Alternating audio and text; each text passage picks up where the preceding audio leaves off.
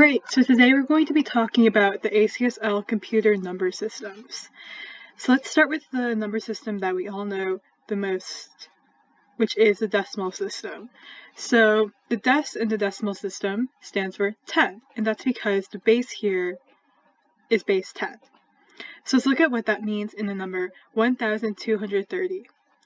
Well, the 0 here is in the ones place, or the 10 to the 0th place. The 3 here really means 3 times 10 to the 1st, or 30. It's in the tens place. This 2 is in the 100th place, or the 10 to the 2nd place. So this is really 200. And this 1 stands for 1000, or 10 to the 3rd.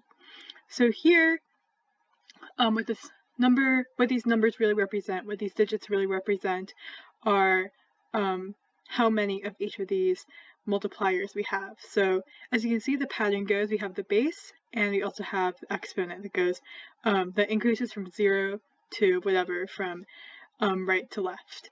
Now let's look at the next system that's covered in the ACSL, which is binary. Binary is pretty helpful in computer systems in general, and it's based on base 2. That's what the bi in binary means.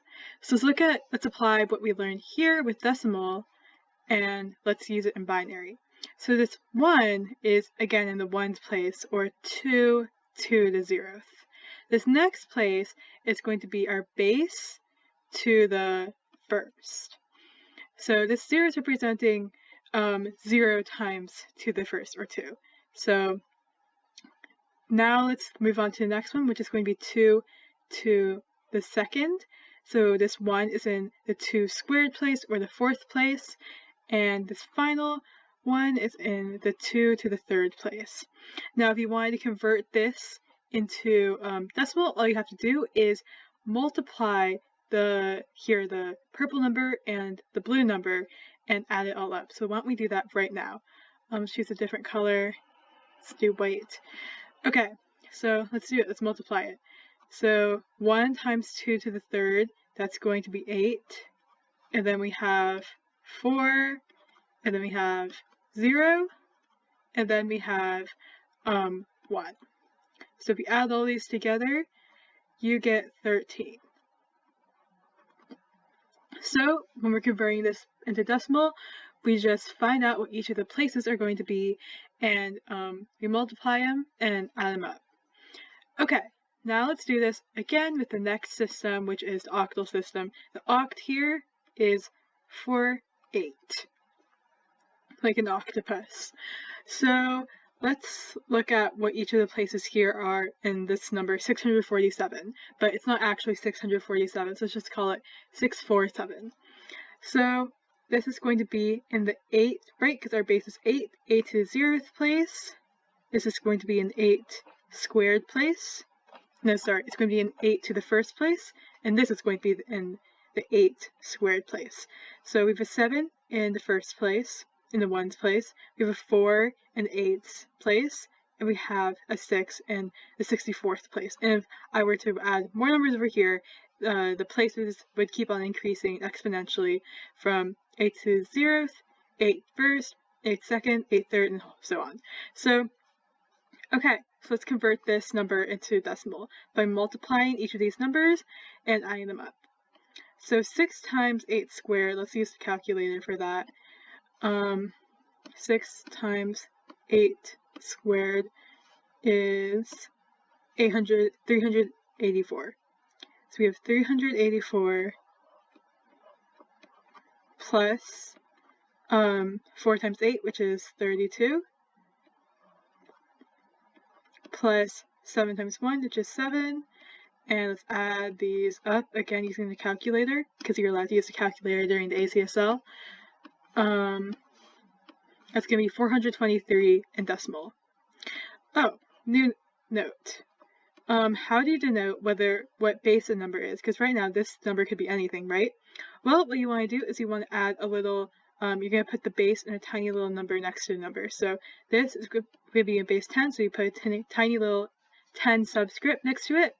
This is in binary, so you put a little 2, this is octal, so subscript 8, and then this number is in decimal, this number is in decimal, so we're going to put subscript 10s next to them to denote that. Alright, let's move this hexadecimal number up a little bit. So hexadecimal, the base is going to be 16, right? Because hex is 6 like a hexagon and dec is 10. So hexadecimal is 16. And you might think to yourself, okay, so decimal use the digits 0 through 9. Binary use the digits 0 through 1. Octal uses the digits 0 through 7. What digits does hexadecimal use? Because you can't just tack on like 10, 11, 12, 13, 14, 15. That it would be kind of silly to try to fit 2 digits into a 1-digit space, right? So the way that we've come to terms with that is instead of using 10, for example, we'll use A. Instead of using instead of using B, instead of using 11, we'll use B. Instead of 12, we'll use C, and so on all the way up to F. And F is going to be 15. So yeah, just sing your alphabet and like write the numbers next to them and you'll be fine. So let's look at how to convert. Let's keep the coloring consistent here, by the way. Okay, there we go. Alright, let's look at how to convert this number into decimal. So this is really in the 16 to the 0th place. This is really in, this C is in 16 to the 1st place. Next we have 16 squared and 16 to the 3rd. And we're definitely going to need to use a calculator for this one, I can tell. So let's get on to that. So let's convert into decimal. Okay, so A really means 10, right? So we're going to do 10 times 16 to the 3rd. 10 times 16 times 16 times 16. You'll probably want to use a calculator that has an easy exponent function there. Okay, that's 40,960.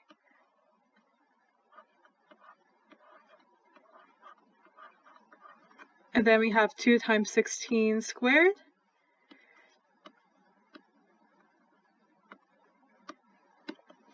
Is 512. Sorry, it's getting a little cramped there. Then we have C is really 12. We have 12 times 16. Let's do that. Don't even try to like be a supercomputer if you can use a calculator for it on this test. You don't need to waste time on that. We have 192. And then we just have 5 times 16 to the 0th, which is just 5.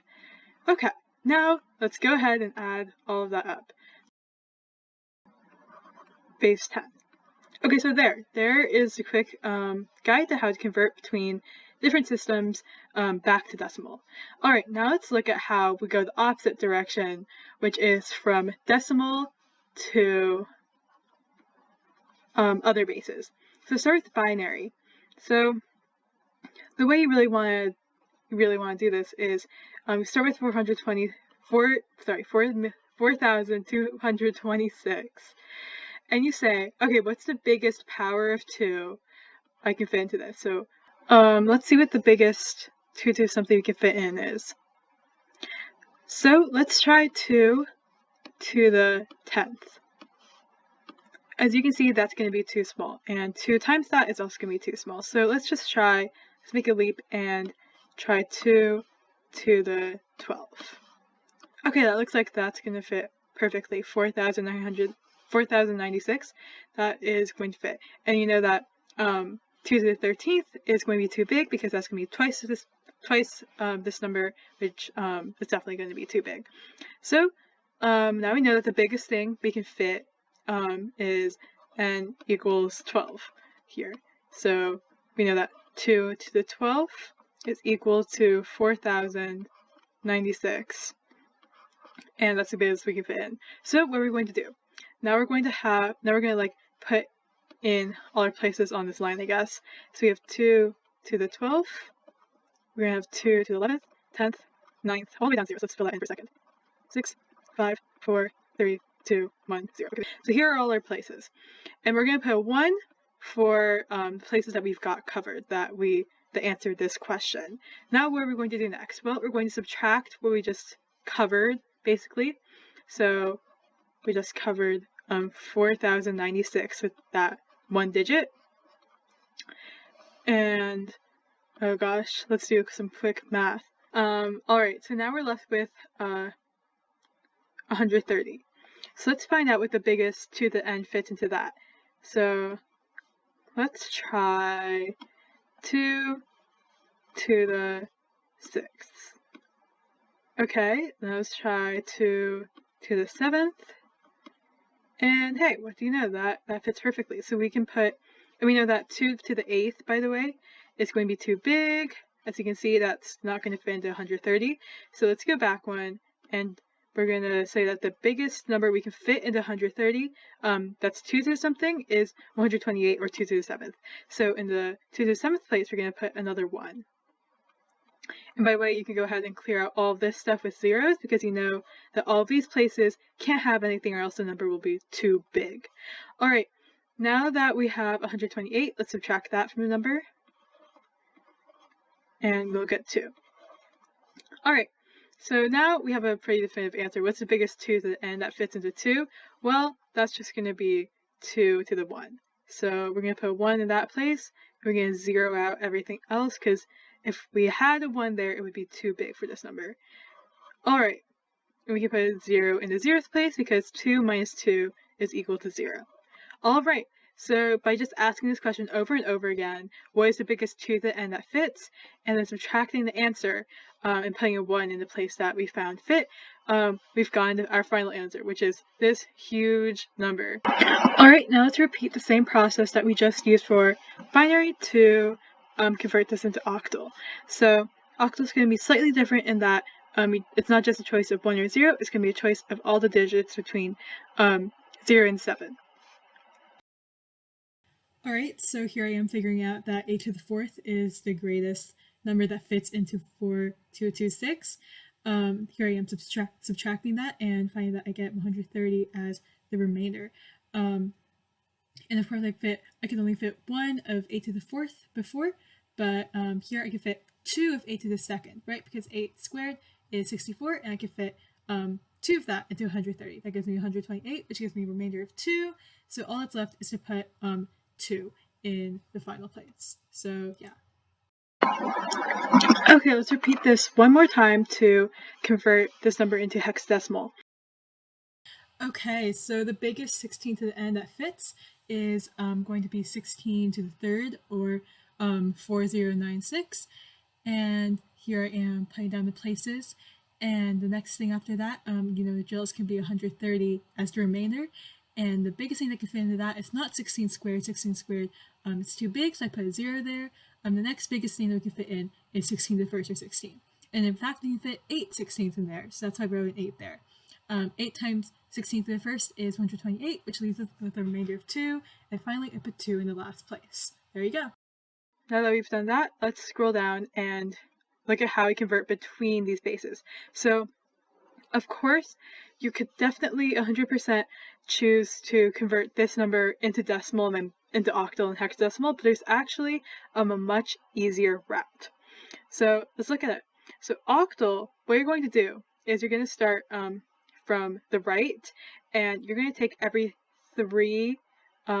triplet of numbers of digits, and you're going to convert it into an octal number.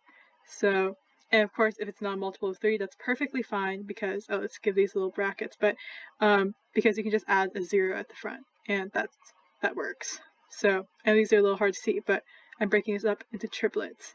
And then you're going to want to work from right to left, or actually anyway is fine, but that's okay. So 1, 1, 1, that's really 2 to the 0th times 1, so 1 plus 1 times 2 to the 1st, or 2, plus 1 times 2 squared, or 4.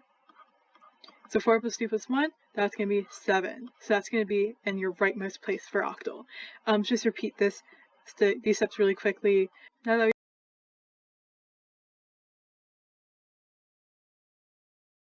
and there you go. That's literally your octal number, your octal conversion from binary. So that was pretty easy. Now let's repeat this one more time using a completely different color. Let's do pink. Now let's repeat it for hexadecimal. So same idea, except instead of every 3, you're going to go every 4. So now it's going to be 1, 1, 2, 4, 8. And we're going to go every 4. So let me break that up really quick.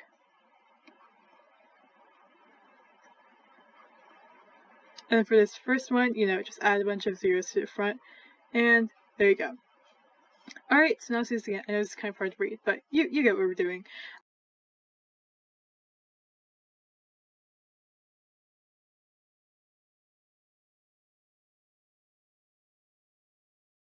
There's our hex number. So yeah, and then how, you might ask, are you going to convert between octal and hex? Well, you can just convert this into binary. You just go do the opposite things to say, okay, 15, what is that in binary? Well, that's 1, 1, 1, 1. 8, what is that in binary? Well, that's 1, 0, 0, 0. And make sure each of these are 4 digits. What is 13 in, sorry, not 13, 12 in binary? Well, it's 1, 1, 0, 0, and so on. And then you can just stitch these together, make a binary number, and then convert it back to octal. So yeah, you just really want to use binary as, like, I guess, a communicator between all these numbers.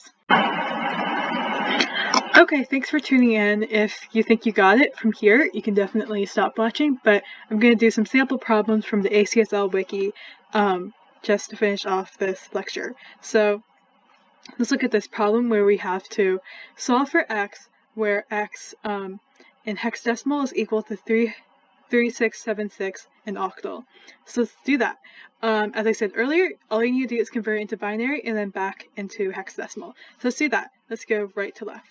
So 6 is going to equal to 1, 1, 0 in binary. The 7 is going to be 1, 1, 1.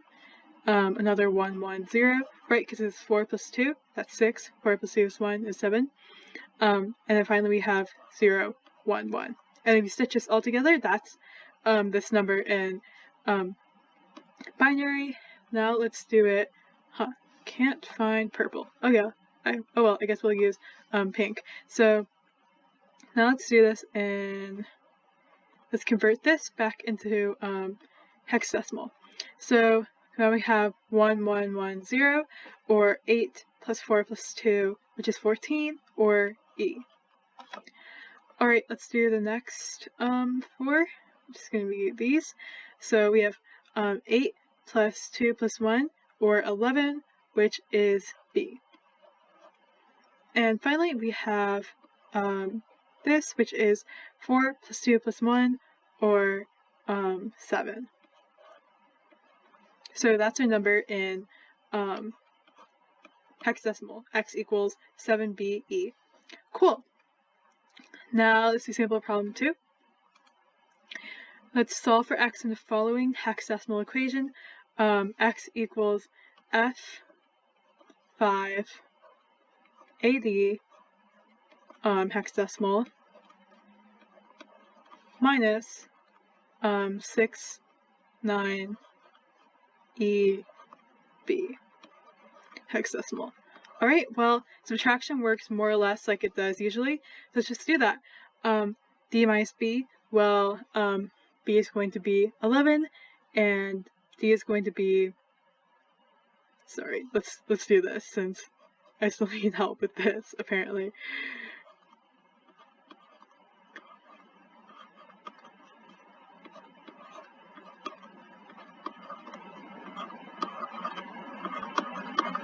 Okay, there we go. That's going to help me a lot.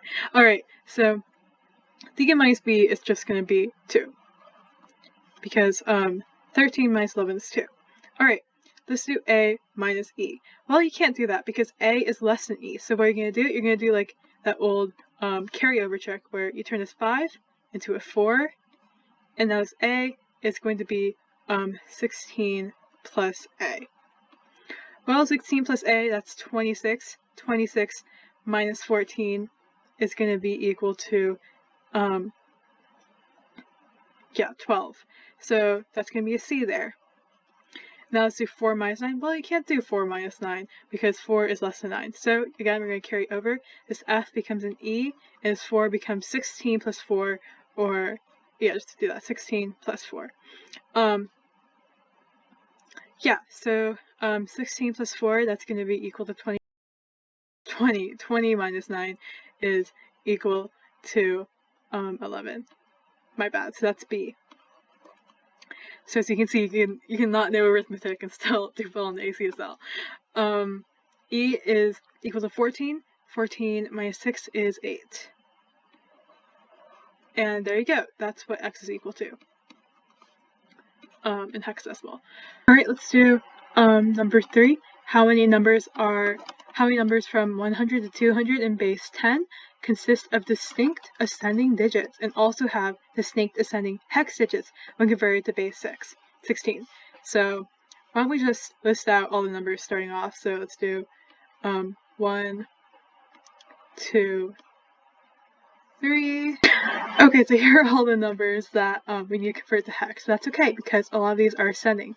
So let's just start by doing 123 in hex. So let's see, 16 to the squared. Okay, that's too big, so we're gonna have to do 123 divided by 16. Okay, that's gonna be 7. So let's do 123 minus 16 times 7, 112. And it's 11. And by the way, here we're going to have 16 first and 16 to the 0th. So there's going to be 11 here, or B, and there's going to be 7 here. So I guess next to these I'll write their hex numbers. So we have 7B. If we add up 1 to that, we'll get 7C, 7D, 7E, 7 F, 8, 0, 8, 1, that's an 8. Now it's just for this row, let's look at the ones that are ascending. So this one is ascending, this one is ascending, this one is ascending, this one is ascending, this one is ascending. These two are not ascending. Alright, now let's repeat the same process for